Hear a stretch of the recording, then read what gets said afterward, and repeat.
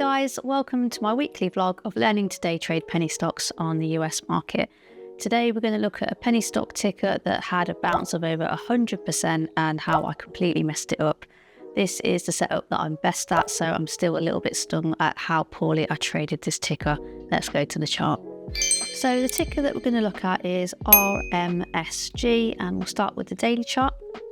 So I played this for a first green day bounce setup, so when a penny stock's had a big run, a nice pullback and trying to get in for a bounce, I'm always 99% of the time trading low float stocks. So this is its big day one. You can see it's moved on high volume. It's done 460 million volume. That's massive. And it's gone from around the 46 cent mark up to highs of around 274 on its day one. So day two, it actually continues its move. And then day three, it comes down.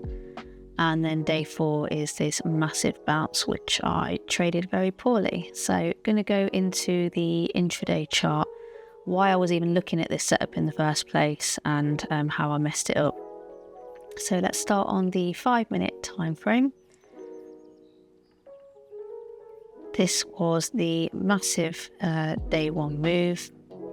Obviously went even higher after hours. And then that pullback on day two. But it's still got these big bounces here. So on day two, it's gone from around 213, 212 up to highs of around 333. So within that, that's about 57% bounce right there. So I always take note of that, because the more that it bounces here during its kind of retracement period, it can affect how likely it is to bounce further down the line, so that can kind of mess up the pattern. So that's definitely something that I will consider. So I'm watching the retracement, and what I can see is it's in this downtrend here. So it's got so many touch points, 1, 2, 3, 4, 5. It is on a short period of time, so it's not over multiple like 3-4 days. This is over 1-2 days here. So the longer the downtrend, the better, but this is quite a short one, but it has got a lot of touch points, so that did get my attention. And the fact that it looked like it wanted to base on this area, so it held here on this day. After hours it held it, and so I was watching it on pre-market this next day and waiting for this to potentially bounce. But the reason why this wasn't like 10 out of 10, it wasn't A+, was because of this big bounce here.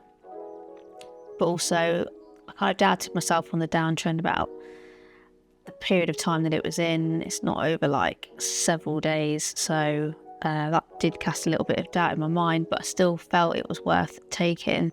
So if I go on to the 1-minute time frame, I was looking at it here pre-market thinking, well, it needs to come back down to the previous day's low of day, and if it does, then I can get really tight risk and I will take that trade. Having said that, I was looking at two other not very good setups and I traded them, and because I was looking at those, I put this one to the side. I said I will look at it, but I'm not going to have all the charts on the screen looking at everything at once, because I'm going to start to overtrade. So because I was in the other two trades, I missed this whole bit where it came down to this area. I'd flipped back on and seen it's already done this, and it's now up here, and I was like, oh god, I've completely missed that. I've taken my eye off the ball, and this is the trade I should be taking. And I just got so overwhelmed with the tickers that I was looking at that I really didn't know where to focus my efforts. And this is the setup that I'm best at, so I really should have been locked in to this trade. So I had no choice but to wait for it to go to market open and see if it would come back down to this area. So I kind of saw it around here, but my risk was like 154. I actually didn't really want to take it. I think I even saw it like here. So maybe I could have gotten it 164. That's still too large of a risk for me. I would have wanted it to come down to like 160s maybe, 162. And so I'd kind of missed that entry point. My chance was here and I'd missed it. So what I did was, once it pushed over the previous day's close, which is another entry point that I will consider, I jumped right in. I think I got in at 183, risking off just below red green. And I really dislike trading this area. As you'll know from previous videos, if you watch them, this is a very choppy area. It will often chop around before it breaks over the previous day's close, if it's going to do that. So I got stopped out. And because I'd traded 2 other stocks and taken losses on them, I'd messed this one up. I'd already got stopped out. I decided what I thought was the best thing to do was to shut my laptop and not look at this. This hasn't worked. Let me not overtrade. So yeah, that was that. Closed my laptop, went about my day. Didn't look at it until the evening of this day when I was doing my market prep for the next day, and have a real fear of going back and looking at the trades that I was in, because for this very reason, when you see them rip and you were in them, it just really cuts through my soul. So yeah, when I looked at it, I saw this massive bounce, which is like 112% bounce, which is huge.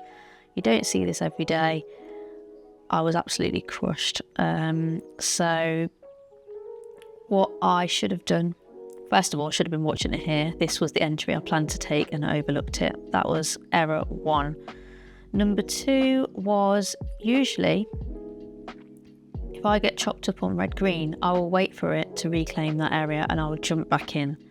And I absolutely would have done that if I hadn't shut my laptop. I would have jumped in here, definitely. Because I know that's how it works. It chops around, and if it's going to do it, it will reclaim and then it will go, and there's plenty of opportunity to get in here with tight risk. So I made a mistake by giving up here, because yeah, I know that I would have gone back in here and then caught this massive bounce, and that's absolutely what I would do ordinarily. I know if I'd had my laptop open, I would have gone back in. So yeah, I think I doubted myself. I thought I was going to be over trading, which is fine as well, but then that can skew like a good setup. You can overlook it because you think you're over trading or you're wrong, and I need to just remember that sometimes you are right and you just need to give it a little bit of a chance to play out.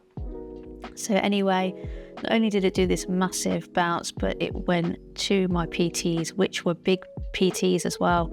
So my first PT was 263, second PT was 334, which it went exactly to, which is 112% bounce.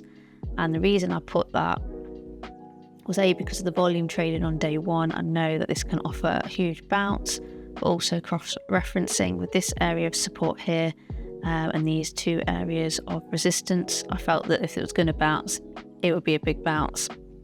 Probably I would have been selling into these areas. I wouldn't have just waited for this and this. I'm sure I would have been selling along the way, but it would have been a really nice percentage gain. So yeah, this one still hurts a lot, especially looking at the chart doing this trade review for YouTube, but it is what it is. That is RMSG, and that's a first green day mega bounce. So yeah, right thesis, but poorly traded and lack of attention given to this ticker. Definitely got the FOMO, but it happened towards the end of the week, so things are starting to ease up a little bit, and I'm trying to rebalance for next week. It's going to happen all the time in trading, unfortunately, but the main thing is that I learn from it, I get better, and I learn to manage my emotions. So cheers for watching, and catch you next Sunday.